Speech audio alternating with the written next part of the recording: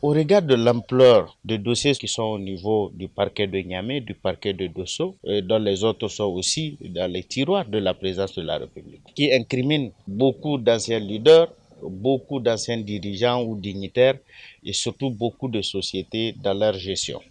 Et vous avez les rapports de matérialité d'audit des marchés publics de l'ARCOP, ancien RMP. Dans ces rapports aussi, vous avez plusieurs personnes qui sont incriminées.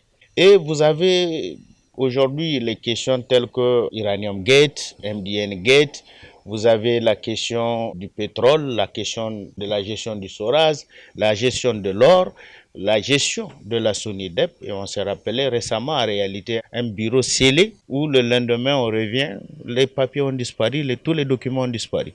Donc, on a aussi la question du chemin de fer ou chemin d'enfer, comme l'autre disait. On a des dossiers tels que la Caisse nationale de sécurité sociale, parce qu'il y a des institutions que les gens ignorent ce qui se passe dedans, où c'est des milliards qui sont gérés là-bas et d'une autre manière. Et vous avez la gestion des fonds de Covid-19 et d'autres, tels que les contrats de partenariat public-privé qui sont là, tels que l'aéroport. Quand on regarde la maquette de l'aéroport international Yuri Haman de Niamey, je vous assure, il y a beaucoup de choses à revoir et beaucoup de choses que cette commission devrait faire parce qu'il y a du boulot.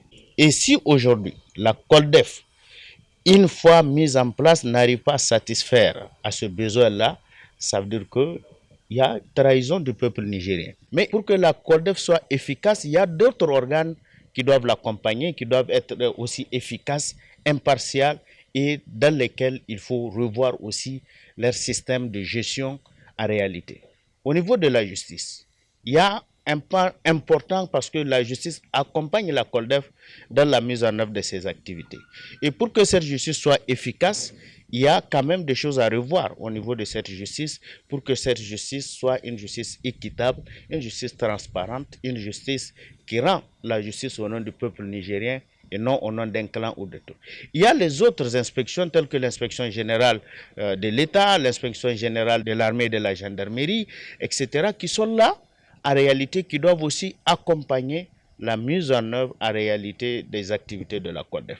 Et nous savons tous que quand on regarde les prérogatives de la COLDEF, elle a eu plus de prérogatives que la haute autorité de lutte contre la corruption.